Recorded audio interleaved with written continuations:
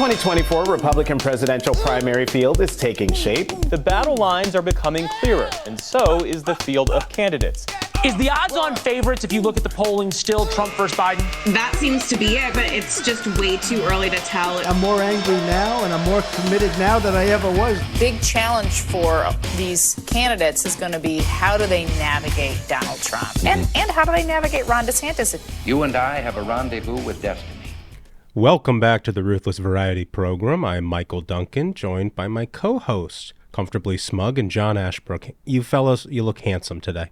Likewise. Yep. So do you, buddy. And for our listeners who aren't watching this on YouTube, that opener was California Governor Newsom in China, where he's essentially just been simping for Xi for the past few days, playing basketball with some kids in China, tackling one child and then spanking them. Yeah. He just another day. He ran the kid over like he was using the truck stick in Madden. It's really incredible. I used to do that move with Jerome Bettis back in the day. You know. Anyway, we got a great show for y'all, fellas. We are a week out from going down to Miami. That's right. I mean, this is going to be a pretty huge deal. There's a lot that we have planned down there. What's the URL they can visit? Because you just go to the ruthlesspodcast.com. It'll be up there in the navigation. Just says Miami tickets. We've got a happy hour on November 7th, the night before the third Republican debate. Those are always fun. And then we've got our college game day style show. Pre-debate show. And we're going to have a watch party afterwards. Wolf's done like crazy stuff with this. Mm-hmm. It's going to be in the parking lot adjacent to the arena. We've got like catering and all sorts of things. It's going to be a blast. Yeah, and he's got a big setup with big banners. I mean, it's going to look even bigger and better than the last one. Yeah. If you could believe it. I saw the mock-ups or whatever of the stage and everything. Yeah. It looks incredible. Yeah. It looks incredible, and tickets are $10. We're like giving this away. It's still the best deal out there. Yes, they're not adjusted for inflation, those tickets. So yeah, definitely go to Ruthless Podcast, ruthlesspodcast.com. Get your tickets if you're going to be there at the third Republican debate. Fellas, we got a big show, real big show. Our guest, Dave McCormick, he's running in that critical Senate race in Pennsylvania against Bob Casey.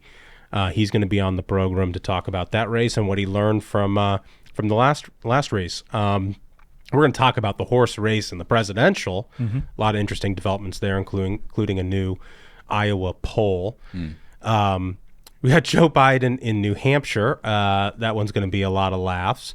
And some parents who were charged $50 for some unruly children. I can't wait to hear Smug's takes on that. That's going to be a great segment. All right, well, let's just get right into it. Fellas, what we have here is Mike Pence suspending his campaign. He is officially out. I know there was some talk that he might not make the third debate stage. And, Holmes had sort of alluded to that last week, that, looked like his time was running out, and it looks like he was right. Yeah, I mean, like I said before, this field is going to start winnowing, and I think winnowing fast. I think this third debate is going to be a milestone in the sense that, number one, if you can't make the stage, I think that's a very telling part of this because the metrics, they keep growing for each additional debate of you have to have more donors and your polling numbers have to be at the point where you can make the stage. And at this point, if you can't make the stage, you really got to be thinking the situation. I think the Pence campagn did that. Listen, you're saying he had the courage to do the right thing. Exactly. Yeah. And, we saw him out in Iowa, really nice guy, great guy. But at the end of the day, I think he realized, looking at the poll numbers and situation, that this isn't going to be his go. Which I respect, and I agree with you, Smug. I think we're at the point now with this third Republican debate. Like, if you're not making the debate stage, I think it's time, to fold up shop because this is a serious election. Mm-hmm. The field has been very large, and it makes sense that if you don't feel like you're viable, that, you tip the old cap and exit stage left.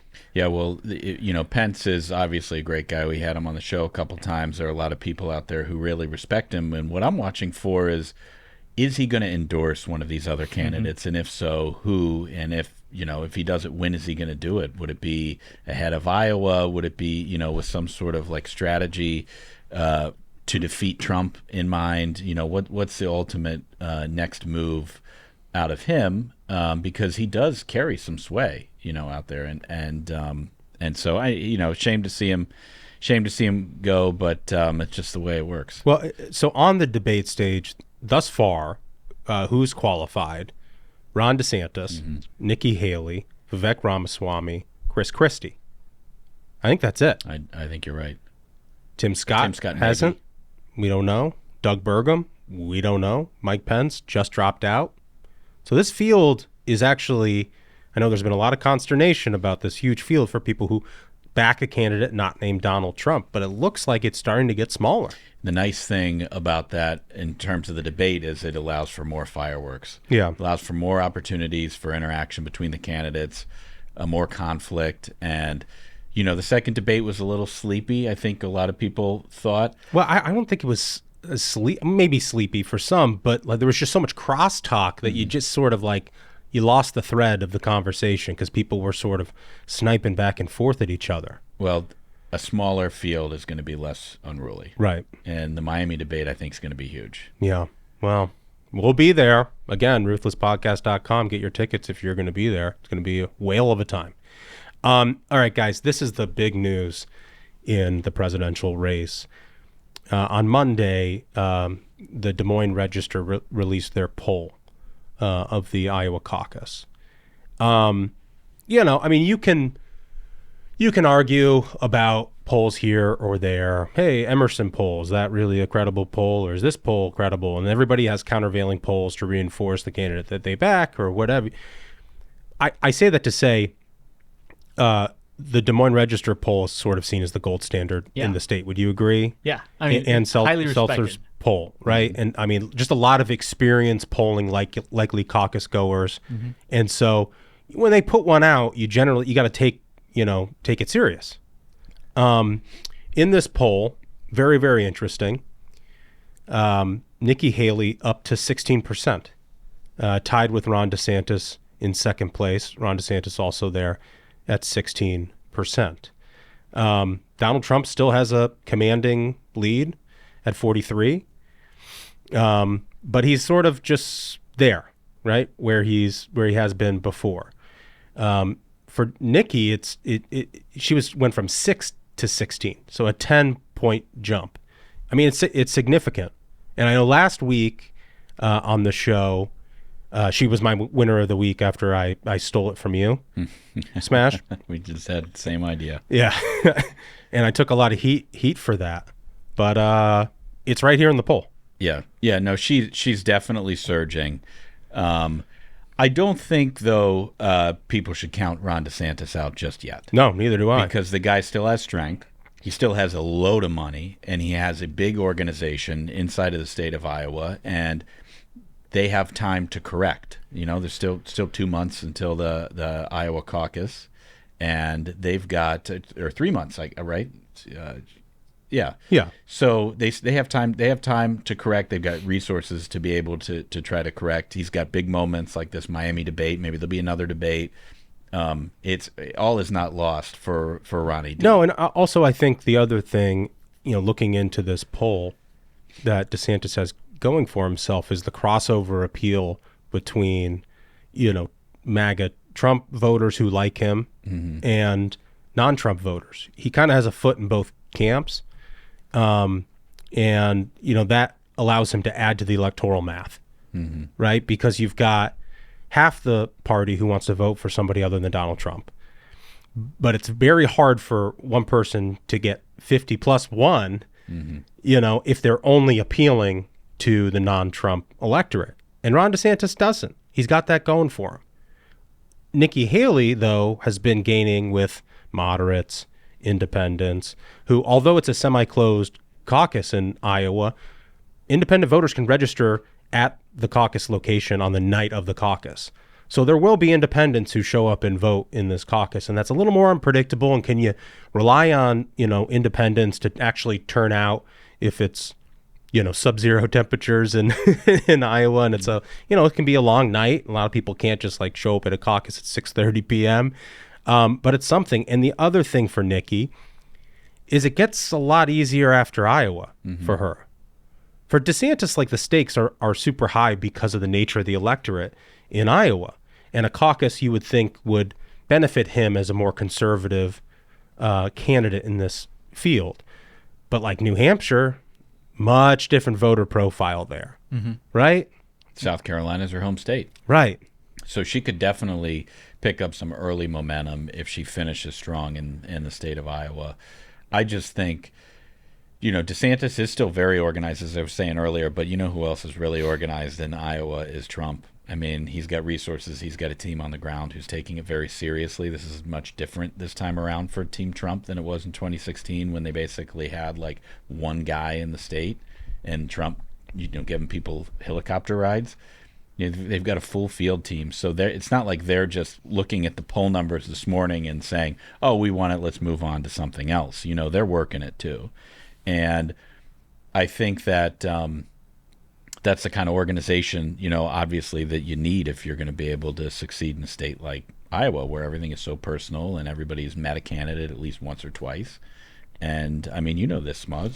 That is one thing that voters in Iowa have going for them is there's a good chance they've met like every candidate. Like the voters in Iowa are famous for demanding FaceTime from candidates, and they get it. So they're kind of like spoiled for riches in the sense that by the time they show up to a caucus, they've probably met every candidate face to face. And if they wanted to, they could ask them their questions. So, they're extremely well informed on where they can't stand. In this poll, though, I was looking at the crosstabs, and there's a lot of very interesting numbers that don't immediately jump out at you. For one is Ramaswamy's Iowa fade that some folks have, there's been a little bit of chatter about what's his situation in Iowa. There's no change in overall support since the summer. He's at 4%, but his negatives are way up from 20 to 37, so almost doubled. It's the biggest jump among any GOP candidates. And for reference, in the comparison, other candidates, they haven't gotten like less popular anywhere near in that sense. Yeah, DeSantis is the most popular still. He's at 69 fave, 26 unfave. Trump is 66-32. And Ramaswamy's at 43-37. And you saw Nikki Haley's net favorable went from plus 37 in August to it's plus 43 now. Yeah, 59-29. I think it says here. Kornacki had a whole tweet thread on the poll. It's fascinating, and it also explains in the second debate you saw Ramaswamy sort of took a different tact, right? Because in debate one he was attacking everybody, and clearly like they did some sort of brush fire survey after the first debate, and they found out people might not have liked the flamethrower approach, and so he tried to be a little bit nicer to everyone in the second debate. I'm curious what he turns out in the third debate. And also, he's now at 9% of voters list him as their second choice. So the dynamic is shifting. It's like, under the surface, things that you don't necessarily see or take away if you're just looking at the top lines. This is still a dynamic race. There's still a lot going on. I think you look at how Haley has surged in the polls. Tim Scott's dropped in the polls, and his campaign, I believe it was last week, maybe Friday, they announced that they're moving their operation to Iowa. They're just going to camp out there. Yeah. And I think you're going to see a lot more of that too, because the stakes have really gone up for Iowa. Yeah. Well, good numbers for DeSantis in here. Good numbers for Nikki in here. Very interesting to say. I totally agree with you, Smug. It is still very fluid. If you go back and look at the 2016 caucus polls at this point, it wasn't even close to the final result. So, and I like how you're saying nice things about DeSantis because his followers have been owning you and ratioing you on Twitter. Dude, I'm telling you, some of those folks on DeSantis Twitter, folks go at Duncan 10 times harder. It's working. It's clearly working. There's just what I'll say for our listeners. Observing objective reality that Nikki Haley improved by 10 points is not a commentary on your candidate. It is not a slight to you personally. Duncan's still attacking all the DeSantis followers that are listening. Go on Twitter, ratio him some more. People need to get thicker skin about this stuff. Yeah, well, it's been fun. Very, very fun. Okay, so we got Joe Biden's big New Hampshire blunder. I'm really liking this. This is from Politico. By scrapping Iowa demoting New Hampshire from its first-in-the-nation perch and moving up South Carolina to begin the balloting, President Joe Biden was hoping to preempt a nuisance primary challenge that could embarrass him before the general election. But that may be precisely what he has invited upon himself. Couldn't happen to a nicer guy. While Iowa has gone quietly, New Hampshire has unsurprisingly refused to cede its cherished role, greeting the demand about as favorably as they would a request to give up the Red Sox or concede the inferiority of Dunkin' coffee. Yeah, I mean, that's like religion. Dunkin' Donuts is like religion in those parts. Oh, it says more from the article. New Hampshire's intransigence was entirely predictable, and Biden should have known as much. Yet he led his animus towards Iowa or New Hampshire, where he never gained traction in his 3 presidential bids. Oh, this is brutal. Yeah, they're calling it out. And his desire to reward South Carolina, which vaulted him to the White House, steer his thinking. Yeah. I mean, this also, like, I still believe it is insanely sketchy the way that he took South Carolina. I was there on the ground when these were going down, because I would, hop over to wherever the caucuses were going down, wherever the primaries were going down for the Dems. So I remember I was in South Carolina. I love that you did that, by the way. You just show up to troll IRL. Yeah, had to do it. But the way that he essentially must have brokered some deal, because remember, Mayor Pete, in a very sketchy circumstance, took Iowa. There were all these receipts came out afterwards that the Bernie supporters brought out of hey, this firm that's got ties to Pete was running the caucus, and then Pete ends up winning the caucus, and he took New Hampshire as well. Well, and they also had those bugs and problems with the reporting of the Iowa results. Yeah. And so people put on their tinfoil hats and they're like, it's rigged for Pete. And then somehow he gets to South Carolina, and it was Clyburn, right? Mm-hmm. It is Clyburn, South Carolina, who essentially cuts a deal with Biden to be okay, I'm going to mobilize my supporters for you. And then Biden wins South Carolina, and then essentially every other candidate drops and endorses Biden. So some deals were made. I don't know if Mayor Pete was you know what? I won a caucus and a primary. I'll settle for transportation secretary. Yeah. Some deal was made. But you're seeing right now, essentially the Biden campaign trying to elevate South Carolina as a thank you. Yeah. Thanks for hooking this up in the first place. But it's not working out as planned. And I think, now that I can't remember the name of that guy. There's another Democrat who's now Dean Phillips. Yeah. Who's he's got Steve Schmidt running his campaign. I read an article. So this guy is he built the Talenti gelato empire. What? That's this guy's claim to fame. So I mean, that's a good story. If he rolls up and starts handing out Talentis, I think that would help anybody poll better if you show up with that. But he's apparently he's positioning himself as a moderate who's 50 years younger than Biden. Yeah. And I mean, he had a really great quote I remember reading where he said, in private, every Democrat elected official says Joe Biden is way too old. This is going to be a significant problem. And he says, but none of them have the courage to say that in public. And he says this is a huge danger for our party, that Joe Biden is not fit for the job. He's way too old. He'll get crushed in a campaign. Age will be a huge issue. So, I guess kudos to him for bringing up that it's exceptionally, it's a serious point. It's a huge problem that's going for Joe Biden. Tough message coming from within. Yeah. Yeah. But once you start to give that a little oxygen from their side, then it is a permission structure for reporters to continue to write about it. Yep. And so you can understand why I'm sure there's a lot of people in the Democrat establishment that support Joe Biden that are very angry about this. Yeah. And there's no chance that Kamala Harris's camp is out there fanning the flames. Did you see her on 60 Minutes, by the way? No. You didn't miss anything. You didn't miss anything. She was talking about how the border is Republicans' problem. I mean, can Classic. you imagine? Classic. Well, that's not the only problem for Joe Biden here. We've got from Axios, Biden's 1979 moment. Oof. This is from Croshour. On the foreign policy front, President Biden's re-election bid is playing out similarly to that of the last Democratic president who failed to win a second term, Jimmy Carter. 3 destabilizing overseas crises have taken place during Biden's presidency: the chaotic U.S. withdrawal from Afghanistan, Russia's invasion of Ukraine, and now the prospect of a regional war in the Middle East. Wow. And I would be remiss if I didn't bring up again It's Jake. What's his NSA guy? Sullivan. I always want to make sure I don't go after the wrong Jake. It's Jake Sullivan, who was very happy in an interview like a week before the terrorist attacks in Israel to be like, listen, the fact is we're doing a great job. The Middle East has never been so peaceful, and I don't spend much time, honestly, thinking about the Middle East. And then instantly you see the results of their foreign policy of essentially coddling Iran, right? And, patting themselves on the back that, hey, look, we've got a much better foreign policy than the Trump administration. It became abundantly clear for everyone that is absolutely not true. And like they said, the triple whammy of the Afghanistan withdrawal remains an incredibly tragic chapter in this country's history that did not have to happen. Did not have to happen. We didn't have to lose 13 service members. None of it had to happen like that, except this administration wanted to be able to say, September 11th, look at us. We withdrew from Afghanistan. We're going to spike the football. The adults are back in charge.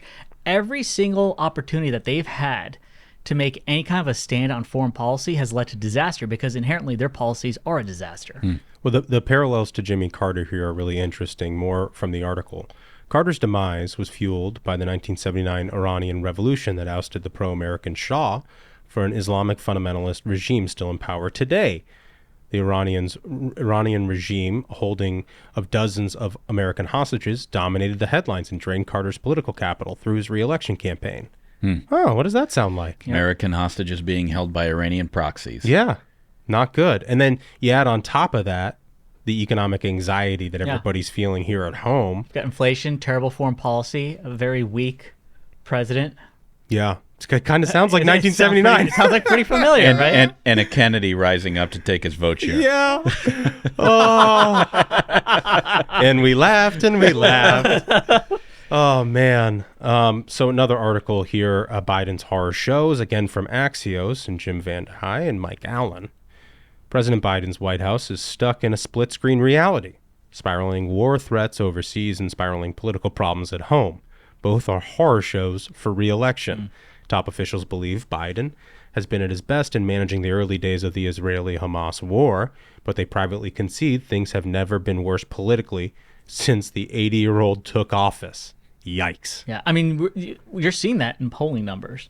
His numbers continue to go down. Yeah, he's like 35% approval rating. The majority of Americans don't approve of the job that he's doing. The majority of his own party doesn't want him to be the nominee.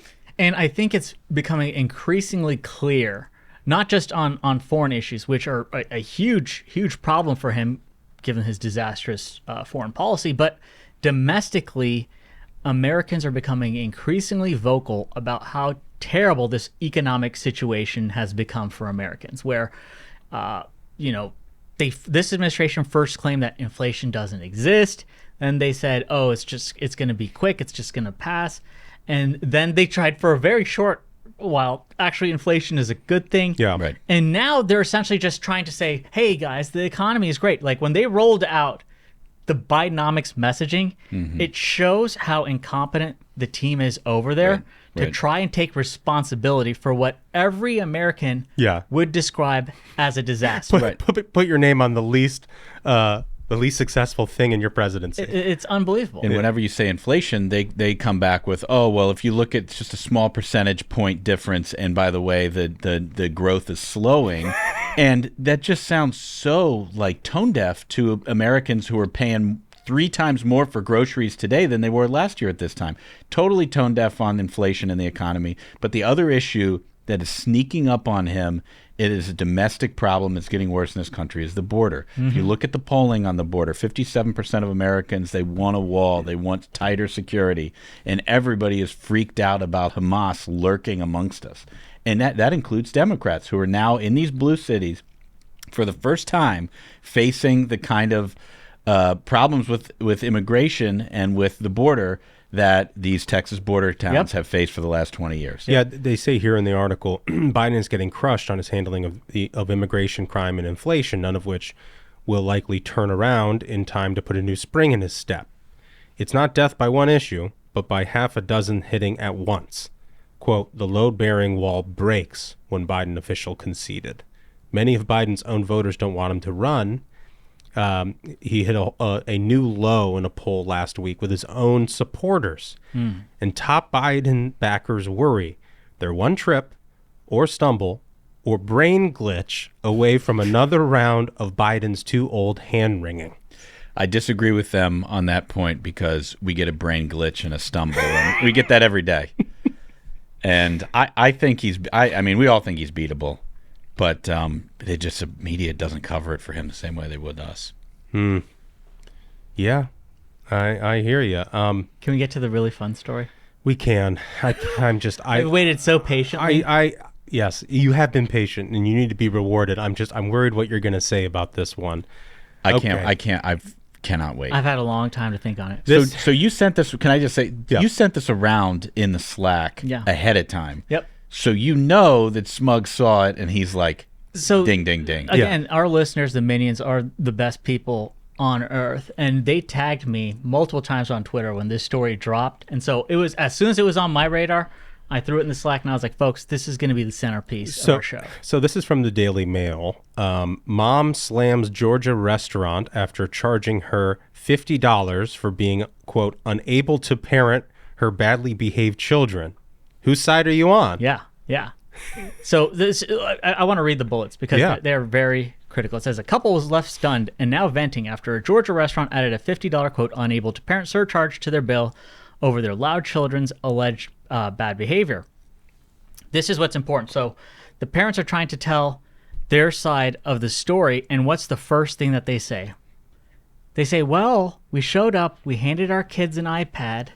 No, they don't say that in the story, do they? They say tablet right there. Oh, wow. So there you have it, folks. Yeah. There you have it. These are iPad parents. They've outsourced raising their child to the iPad.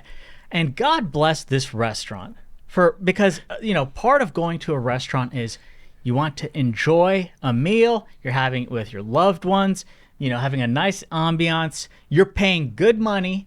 You're paying for the service. There's a reason you didn't order in is because you want to go out and have a good time. And so a lot of these the iPad parents who have outsourced parenting their children to the iPad think that the world owes them something of oh, wow, I did the hard part of having a child. Why can't the public do the job of actually raising my kids and putting up with me being a horrible parent? So, God bless this restaurant for taking a stand. I think this should, hopefully this is a movement coast to coast, $50 surcharge if your kids act up, or stay home. If you don't want to pay the surcharge, stay home. But because there's zero accountability from these parents to their kids, so then hold the parents accountable. Because somebody's got to be accountable. The loss of that is why this country is where it is. Smash. I can't say I disagree with him. If you have a restaurant and you want to preserve the ambiance and something is disrupting it, whether it's a kid or a millennial, I think you should have every right to either throw them out or charge them extra. I think the restaurant owner actually handled it in a good way. It says here from the article, after dessert, some of the parents took their children down to the water. I guess it's a restaurant with a patio area down to a river or something. And that's when restaurant owner Tim Richter approached and informed them that they would have this additional charge. And it reads, adult surcharge for adults unable to parent. I mean, bold. Here's the thing, guys, because, you guys are expecting me to sit here and defend the parents. Okay. Yeah, every restaurant is not the same. Yeah. Every restaurant is not the same. I think there should be amendments to this rule. I think, okay, Smug's already shaking his head. No. If you're on audio, Smug is furious. You have to draw the line in the sand. If you go in and eat dinner at Chick-fil-A, you're going to expect that kids are acting up. That's just what you get when Chick-fil-A. Well, I'm sorry, but Chick-fil-A is not. Chick-fil-A is not. Chick-fil-A is a restaurant. It's not where people can outsource their parenting. What's the place that you want to go to? Chick-fil-A is a place that you go, you have a bite to eat, but it's not where you unleash your children because you can't raise them. Okay. That's I want two amendments. Smug, can you tell me if I'm off base? Okay. Amendment number 1: restaurants by the highway when you're on a long road trip. If I go to a Cracker Barrel with my family, I'm going to do the best I can, but if the kids have been in the car for 6 hours, it's touch and go the whole time. So there has to be a little bit of grace there. The other, airport restaurants, we're doing the best we can. The kids don't want to be there. It's tough. Can you agree with those amendments? No. No, absolutely not. That's The just kids insane. have missed their nap. They don't know where they are. They're confused. They're hungry. There's no excuse. There's I no don't see excuse. how there's an excuse for any of this. I can't wait for you to have kids. Here's the thing is, I see everyone asks, like, how would you have any expertise on this? Because I remember being the kid whose parents said you'll get smacked if you act up. Right. It's a very simple situation. Yeah. Actions have consequences. Physical violence. Make sure the kids understand there's consequences. Well, here's the other thing, though. Because we took road trips all across this country. A bunch of kids, grandparents, and parents in a minivan going all across this country. We went to Philadelphia. We saw the Liberty Bell. You name it. I know. We went everywhere. I know. You And the remember that kids- from when you were like 11. I'm sure you're better behaved. But when you were 3, we're talking like 5, 6. Oh, okay. We're little kids. A lot of memories of that. And they camcorded all of this. We have oodles of video of us going across this country. I'd like to get a hand. And one thing can we get some of that video? Absolutely. And one thing you always see is well-behaved children, because we grew up in a house where actions have consequences. Okay, one thing finally I want to get in on this, because I normally would defend the parents. But if this happened to me at a restaurant, I would be mortified. Mortified. I certainly wouldn't go public and talk about how unfair it was to me. It would be so embarrassing. I would never go back to the restaurant, even if I disagreed with them. I wouldn't post about it on Facebook or tell the Daily Mail how wronged I was. I would be mortified. My wife would be mortified. So the fact that they went public and thought people would come to their defense tells you everything you need to know, right? Yep. That they were sort of blissfully unaware of what their children were doing. They don't read the social cues of how you're supposed to act. And they certainly couldn't read the social cue that you should be embarrassed. Even if you don't think it was deserved, the fact that you went public is real cringe. Well, they were counting. They're like, we are legion to iPad parents. They were thinking that there'd be an outpouring of support of like, hey, we're responsible parents too. How dare this restaurant hold us accountable? And they made the wrong calculation, because everything I've seen online has people been like, good, thank God. I wish every restaurant I went to had this. And that's the thing is, it's time to take a stand. It's time for accountability in this country. Unbelievable. Oh, I'm with you, but begrudgingly, because I know you're enjoying this too much. Okay, so last time we talked, the long national nightmare was finally over. We have a new speaker, Mike Johnson. I know he's been out there, been doing some media, been meeting with people. Sounds like he's off to a pretty good start. Yeah, he really is. The guy is very well spoken. He's building relationships that he didn't have before he ran. Hearing a lot of good feedback from Republicans in the House conference who are happy, A, to have a speaker, but B, pleased with their choice. And, he's doing a lot of things early to address concerns. Like people were like, well, he didn't raise very much money, and how's he going to raise money for Republicans? Well, he's teamed up with a ton of people in the conference, including, CLF and others, to make sure that Republicans get the money they need for these tough elections. Yeah, I saw he did a fundraising swing out in Las Vegas already. I know he's been sending a lot of texts and stuff trying to raise money. And I mean, look, we got to defend a lot of seats, a lot of purple seats. Yeah. We've got some, redder seats that don't have the funding that they need. And so we just can't have a blip here in the fundraising when you're up against the Democrats who do so much, especially online. He actually had set a record for one day small dollar fundraising. I don't know if you guys saw this. Raised Nice. $175,000 small dollar the first day that he was speaker. So he's already addressing some of those concerns that people have had, and I think that we're going to see more out of him in the days to come. They just rolled out this Israel funding package that's paid for by eliminating some of these new IRS agents.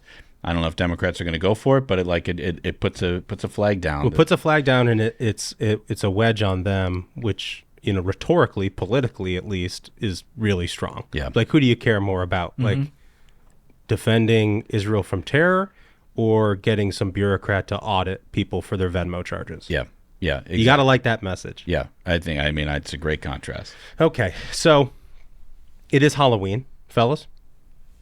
It's an important holiday. I feel like I've already celebrated Halloween all last weekend. We did. I mean, my kids got They both have like 3 costumes. It's incredible. But we've got a great segment here from MSN.com. Why are some people so afraid of clowns?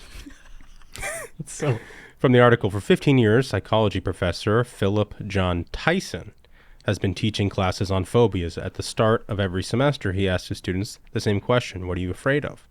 Students routinely cited spiders, snakes, and claustrophobic spaces, but consistent minority would say that they were terrified of clowns. He wanted to know why. Tyson and his colleagues began researching, I'm not even going to try to pronounce this, phobia, or fear of clowns. Although the prevalence of clown phobia isn't clear, one recent survey in the United States found that about 5% of the population said they were afraid or very afraid of clowns. What do we draw from this, fellas? first of all, I didn't know this is a real phobia because it's nothing that the press has accused conservatives of. We're every other kind of phobic. I've never heard clown phobic, but that's a new one. I think this is made up. This is made up. No one's afraid of clowns. People do that shit. They say that for attention. Like, oh, wow, I'm afraid of clowns. No, you're not. No one's afraid of clowns. You just want attention. That's the thing. That's the bottom line. Is like, they're like, well, you know what? Maybe I don't have anything interesting going for me. I can create a personality. I'll just say I'm afraid of clowns. Really? And that's what it is. Yeah. Who's afraid of clowns? No one's afraid of clowns. Okay. Did you, when you guys were, I don't know, middle school or whatever, like go to Blockbuster and try to like rent R-rated like horror movies and stuff? Did you ever watch It? No. I was going to say, are you talking about Killer Clowns from Outer Space? No. I'm thinking about Stephen classic. King's It. I mean, that's a clown people are afraid of. Killer Clowns from Outer Space, excellent film. Tons of clowns catch it in that movie. I've never seen Killer Clowns from Outer Space. I'm going to add that to my queue. Oh, it's a classic. But Stephen King's It, Pennywise, that's a clown that people are afraid of. I kind of get it. Like, I think what people don't like about clowns is like clowns are like false, like they have a smile made on their face, but they're not actually smiling. And so like, there's just something unsettling about that. Mm-hmm. I mean, I'll say that they're a little weird. I don't really trust anybody who puts on makeup and wants to hang out with kids like that instantly. So it sounds like you are scared of clowns. I wouldn't say scared. I think they're weirdos, but like people who are like, oh, like it's a Rorschach test. Like if you show them a picture of a clown, they're terrified. I think that's made up. I don't know, man. What about John Wayne Gacy? He was a clown and he was a serial killer. That's the thing is, you're not afraid of him because he dressed as a clown. You're scared of him because he killed people. That's the thing. Huh. Okay. Well, made up. It's made up. No. Hear more from the article. One of the most surprising findings is that for many people, having a, quote, scary personal experience with a clown wasn't a main contributor to the fear. Tyson said, instead, people said that they were creeped out by clowns because you can never really know what a clown is thinking. Oh, to your point. To my point, yeah. It can be difficult to know what's really going on in the mind of a clown with a painted on smile or frown. See? It can be difficult to know what's going on in the mind of a clown. I mean, again, these are people way overthinking. It's a clown. I don't know, They're man. to juggle and sing and dance. I get it. The big red nose, the egg head, the puffs of neon-colored hair. People seem to be scared of beings that look nearly human, but not exactly. In the same way, some people find baby dolls or aliens or robots disturbing. You're scared of robots.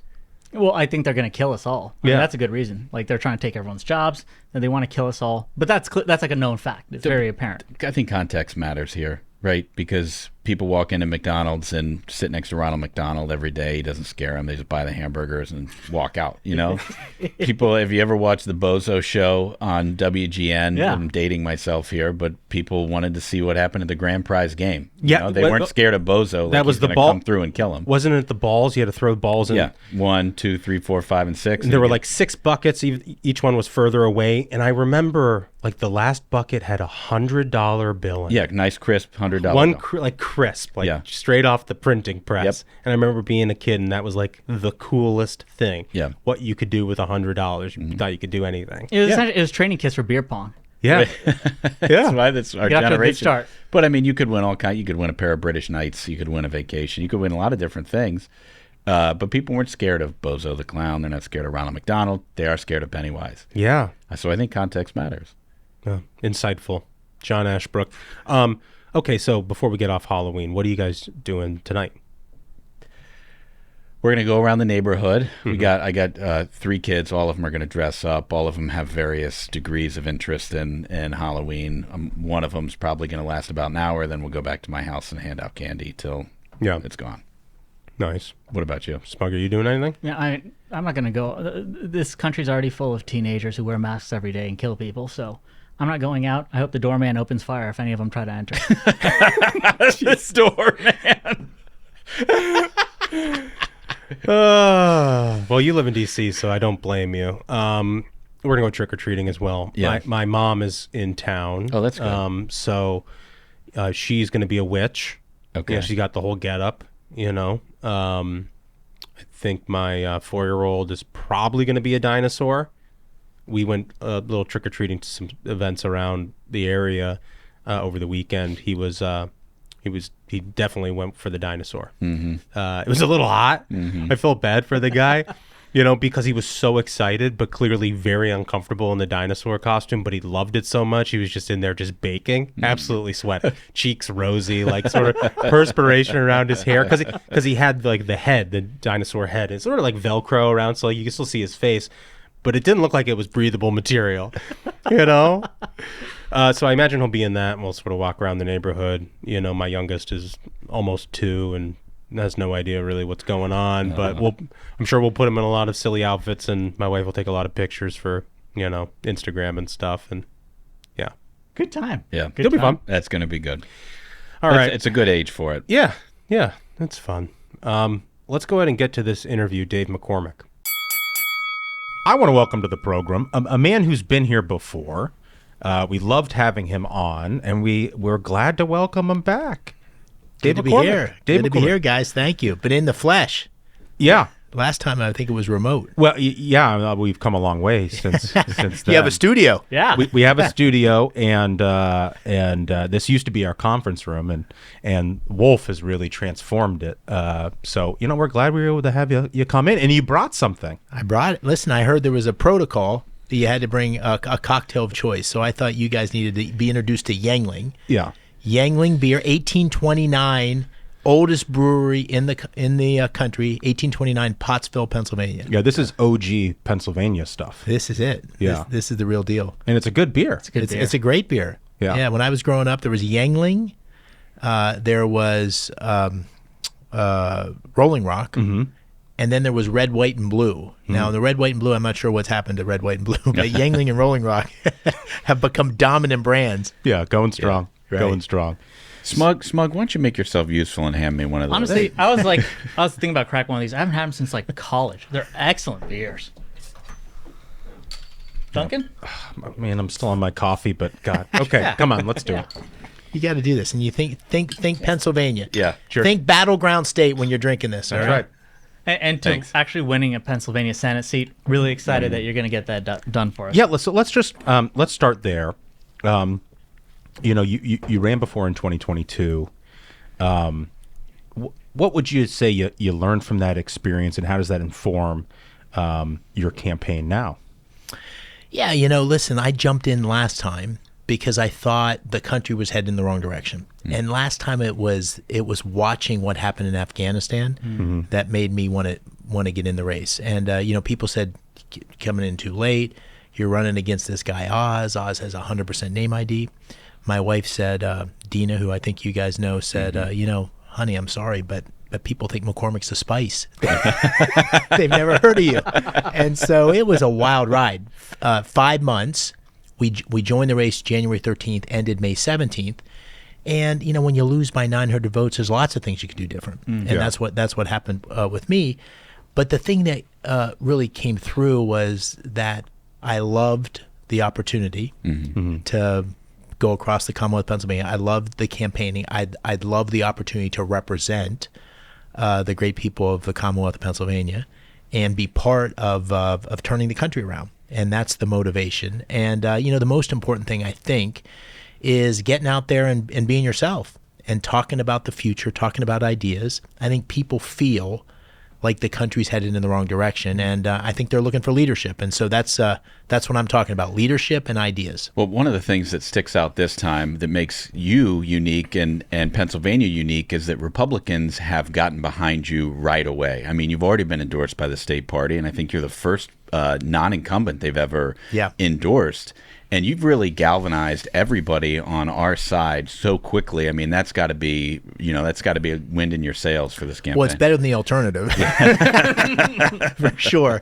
But I do think that's true, and I think it's because I've spent a lot of time across our great Commonwealth, and we saw what happened last time. Mm-hmm. And what happened last time was we had a very fractured party. We had a very, very tough primary, and ultimately it put us in a position where we lost the general election with Mehmet Oz as our nominee, and we have John Fetterman as our senator. And I don't think anybody in Pennsylvania, or most people, aren't looking at that and saying, well, that was a success story.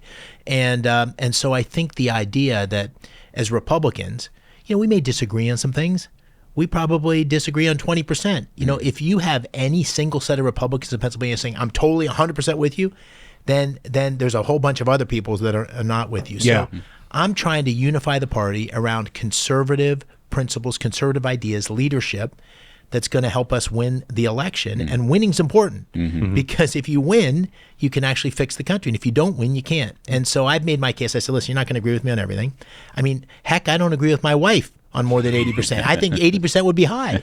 And so that's the case that I've made to people, and I think they believe it. I think they know that when I said I'm going to stick around and try to do my part for Pennsylvania, they now see that's true. And I'm excited about it. Yeah, man, that's fantastic. That's fantastic. You'd mentioned that, there is, and it's very apparent there's a real need for leadership right now in this country. And one of the areas I think it's abundantly clear is how the vast majority of this country is doing significantly worse over the past 2 years than for many people at any point in their lifetime that they can remember.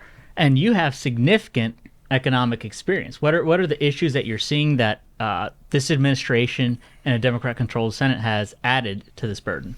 Well, it's crazy to me when I see the president and Bob Casey running on Bidenomics and saying, hey, that's the success story, because that's not what I see. That's not what I see on the ground in Pennsylvania. And the number one issue is inflation. So if you're a working family, they say inflation's going down. Well, what's going down is the rate of growth of inflation, which is still high, and prices are up 20%. So if you're a working family and everything went up by 20% and your wages didn't go up by 20%, man, you're getting killed. So working families and elders on fixed income, 60% of Americans are living paycheck to paycheck. So when it used to cost $75 to fill up your pickup truck, now it's $120. They are feeling it. So that's the number one issue. And you can draw a direct line from that to the overspending of Biden. Now, as Republicans, we got to be honest with ourselves. We got to look at the trend line. Under Republicans and Democrats, it's been going up like this.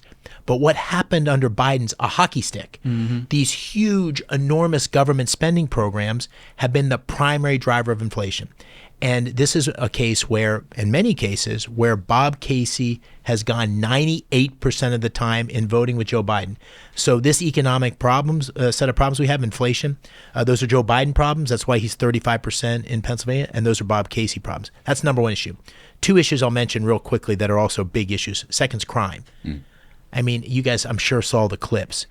Looting in downtown Philadelphia. That part of Philadelphia is the most beautiful part of Philadelphia. Rittenhouse Square, Walnut Street is like the fancy street.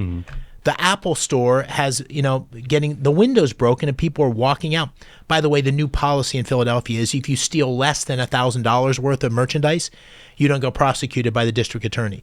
So there's literally, I was talking to somebody today, there's literally people calculating how much they're stealing because if they're under 1,000, they're going to be good.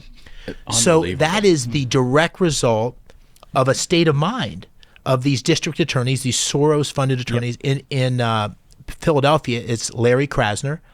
And this is another case where I think Biden's been weak and Bob Casey's been weak in terms of standing up for police, stand at this defund the police movement, which they now have all denying they were a part of, was a big part of this cultural shift, and these terrible district attorneys. That's the second issue. Third issue is fentanyl. So people say, why do people in Pennsylvania care about the border? Well, there's a lot of reasons. It sacrifices, compromises our national security. It's creating huge economic burdens on cities around the country. You see that New York mayor going to the border. You see that everywhere. But in Pennsylvania, it's fentanyl. 5,000 deaths last year from fentanyl in Pennsylvania. In 20 years of war in Afghanistan and Iraq, we didn't have 5,000 KIAs. This is epic. It's so huge. 100,000 deaths across the country. So people in Pennsylvania are saying, wow. And it's not just cities. It's rural areas, small towns like where I grew up. This is a crisis. So those three issues are big deals. And it's cases where I think you can draw a straight line for Biden's bad policies and poor leadership. And this is, one of the reasons I'm running is Bob Casey's been with Biden on lockstep on all these problems and all these issues. Yeah. So you graduated from West Point. You served in the 82nd Airborne and the first Gulf War. Boy, I mean, I have to imagine with that sort of background and experience, you have an interesting perspective on all the chaos we're seeing in the Middle East today and what the Biden administration has done thus far, with regard to Israel and Gaza. What's your perspective on all that?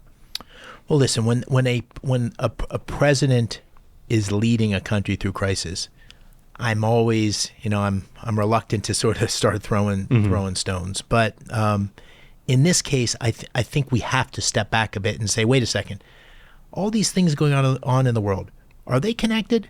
Yeah. President Biden made the case in his recent address that they're all connected. They are connected, but they're connected in a different way than he's saying. They're connected by the fact that America's adversaries think we're weak. America's adversaries think that we're not going to exercise strong leadership.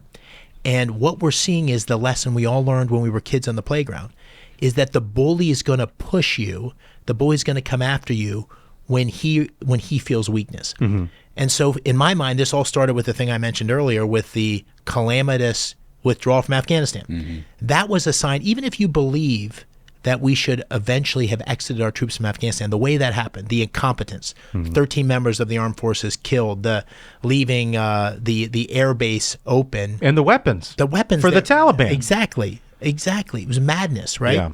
So that was step one. That sent a message to the world. Wait a second. We got soft leadership. The second thing is Ukraine. So what happened in Ukraine is the direct result of Putin thinking that he could get away with it.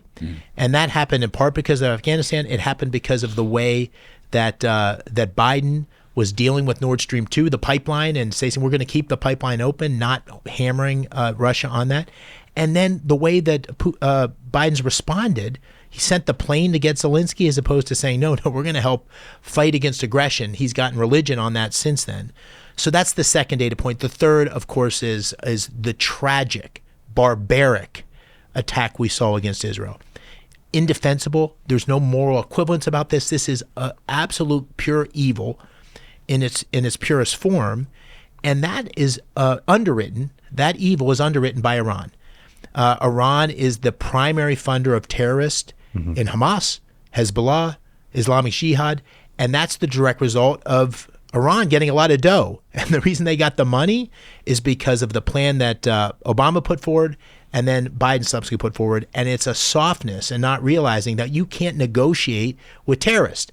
And so as a consequence of that, we have these terrorist wings around the world that are going to do great damage. And so I think you have to start with that. That's why we're living in the world we're in. And now that we're confronted with terrible crisis, we have to stand by Israel and let the Israelis are both. I know a little bit about the Israeli military. I've served with them side by side to a small degree.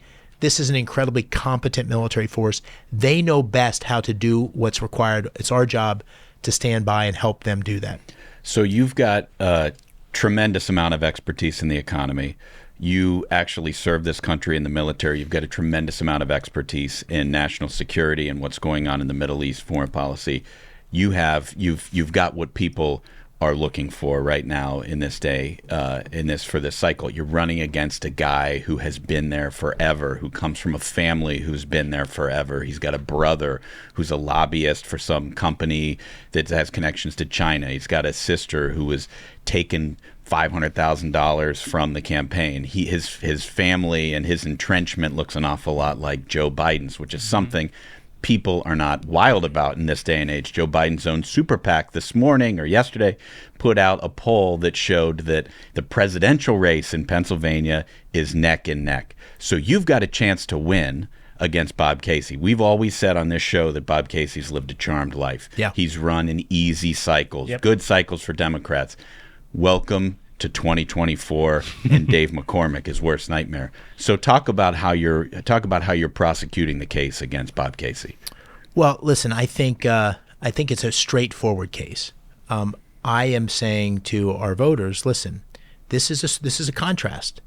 This is a race between a Pennsylvania kid, a Pennsylvania success story, what the kind of opportunity we want all our kids to have. I've had the only person more surprised by my success than me is my dad, right? So I've lived a charmed life. I've run businesses in Pennsylvania. I've run businesses in some of the greatest companies in the world. So I've been blessed, and the race is against a career politician who is a rubber stamp for the failed policies of Joe Biden. And so it's very simple. If you like the status quo, if you're in Pennsylvania and you like the status quo, you should vote for Bob Casey, because I'm going to go to Washington to shake things up. I'm going to go to Washington as someone who owes no one anything except the voters of Pennsylvania. I don't need anybody to do this other than the voters of Pennsylvania. And if you like the failed policies of Joe Biden, vote for Bob Casey, because Bob Casey's been with him 98% of the time. And that's the contrast. And I'm going to prosecute that case across all the different issues we've talked about: the economy, the geopolitical situation and national security, the border, crime. I mean, these are issues that are affecting everyday Americans. And the statistic that should, I can't believe it when I hear it, but there's three numbers that I keep in my mind that are constant reminders. 80% of Americans, this is Pennsylvanians too, think the country's headed in the wrong direction. 2/3 of them think their kids are going to be less well off than they are. So that is the American dream. That's the definition. Yeah. And then 60% are living paycheck to paycheck. So it isn't working for most Americans. And I'm someone who's been blessed. I know that. But I'm also someone who started, baling hay and playing football at Bloomsburg High School. So I feel very connected to these communities and very connected to these challenges, and I want to do my part.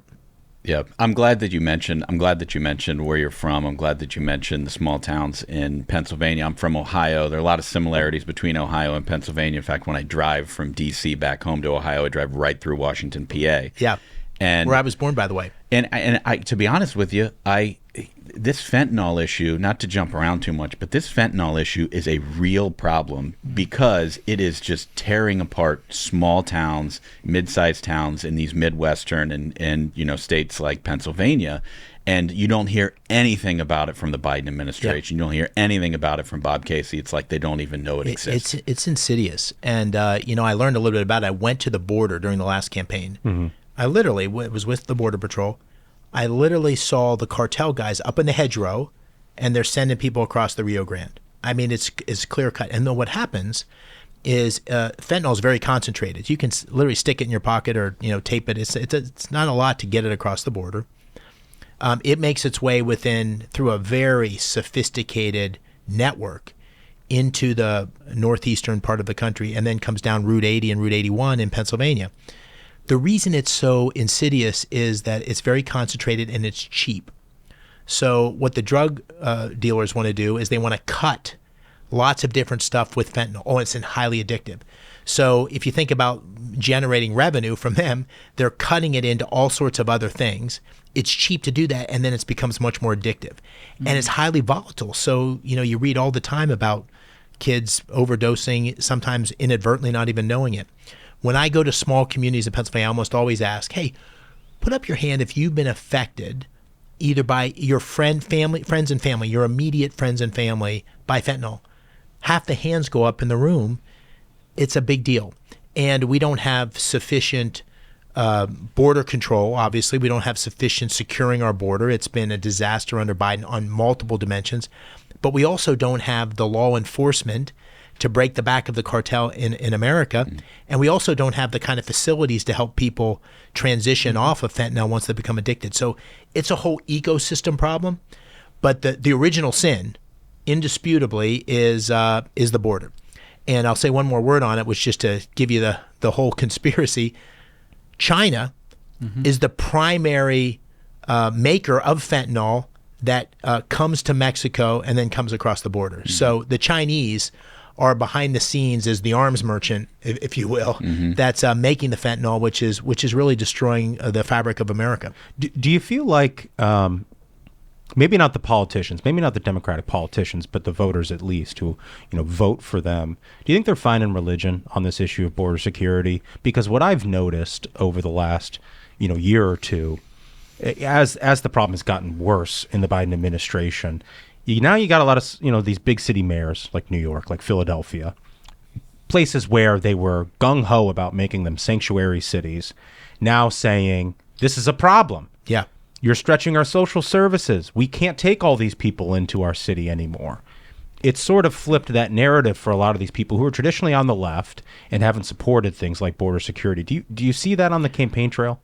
Some degree, yes. I'm seeing, and I think the crime issue is the same, where people are saying, "Wait a second," and this is why I'm optimistic. Yeah. So I'm optimistic in general. You have to be an optimist to be a leader, I believe. You have to be able to paint the vision but you have to confront reality. And what's happening right now is the failure of these democratic policies are becoming clear to all. So we have better ideas as conservatives. If you just look at the economy, look at the border. Is this working for anybody? Is this working for minority populations that the Democrats are trying to target? Crime in inner cities, who do you think that hurts the worst?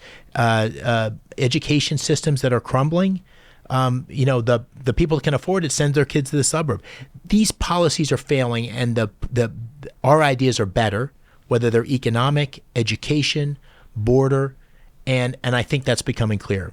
And so if you have good ideas and good leadership, you can change the world, right? That's what needs to happen. And people are very pessimistic. And I'm confronting all the reality. People are pessimistic. Oh, America's lost. America's never going to come back. I don't believe that. I believe that we're in decline, but that we can renew ourselves. And the way we renew ourselves is with good ideas and great leadership. And we've done it before. It's the American tradition. We get to the edge of the cliff and we pull ourselves back. We get to the edge of the cliff. And this is why people say, why do you want to run for the Senate? Want to run for the Senate because a couple key people in the right places can make a big difference and get things moving in the right direction. And that's what this is all about. Yeah, it's great to hear. I'm glad, that the party in Pennsylvania is uniting behind you. It's sort of a big contrast to what we're seeing in this town right now in Washington, D.C. with all the infighting we're having in the House of Representatives. So, you brought us good news. We like good news. Yeah. We like good news. And I brought you Yangli. You did. That's 2 points for you. So you've been on the show before. You've answered our last 3 questions. But we have a 4th now. And, we like to talk about the animal kingdom rising up. John Ashbrook here is going to ask you a very important brain teaser. So Smug and I were talking about this before you came in. We actually started asking these questions a while back when we saw a poll that showed that it asked everybody in England and America, what's the biggest animal you think you could take? And the British were like, maybe we could take a pigeon or something. A rat. A rat, yeah, okay. And the Americans are like, oh yeah, lion, definitely lion. So we've been asking everybody. You mean like taking a one-on-one? One-on-one. No weapons, nothing. No weapons. Mano a mano. Dave McCormick, the optimist, I'm assuming you're going to shoot for the moon here. Yeah. So what is the biggest animal you think you could take? I think I could take a bear. Wow. Yeah. I think I could take a bear. Now, there's big bears and little bears, but I think a good medium-sized bear. Yeah. I've watched those bears. First of all, they're lazy. Yeah. They don't look like they're in shape, right? So I think you can go the long game with them. And their claws and their teeth are big, but not that big. I mean, they're not like a lion or anything, And so I think if I could get a bear right pre-hibernation or post-hibernation, It's about time. Yeah. And I hadn't eaten much, and he hadn't eaten much, or he'd eaten a lot. Couple more Yanglings. Yeah. I'm long on McCormick. All I like that. Great I like that a lot. Great So answer. if people want to help your campaign, where do they go? DaveMcCormickPA.com. All right. Yeah. Fantastic. Good to see you guys. Thanks for you so having me. much. Thank you. All right. Have a good day. You too. We're really, really lucky that he is our candidate in Pennsylvania. The guy is super smart, and I think he can win this time. I just like, I like that it's not going to be so acrimonious there, just because we've got so much infighting going on right now in the presidential and in the Capitol. It feels good this early that it seems like most folks in Pennsylvania are getting behind him. Hopefully he'll be a well-funded campaign. Mm-hmm. And, it's an important state, not just for the Senate, but the presidential. Mm. So great interview. Had a lot of fun. One final thing, again, debate. We're going to be there. Big deal. If you're going to be there, get tickets. Come hang out with the fellas. It's going to be a good time. Again, rates were not adjusted for inflation, so we're only seeing $10. $10. We really should have gone for more. It's unbelievable. I'm going to bring a tip jar. I need some beer money. Yeah, just get your tickets at ruthlesspodcast.com. Fellas, I think we did it. I think so. Absolute banger of an episode. Gentlemen, thank you so much, Dave McCormick, for coming on the show. That was a great interview. And thank you so much to the Minions. Again, if you haven't subscribed on YouTube, definitely do that. So, until next time, Minions, keep the faith, hold the line, and own the libs. We'll see you on Thursday. Stay ruthless.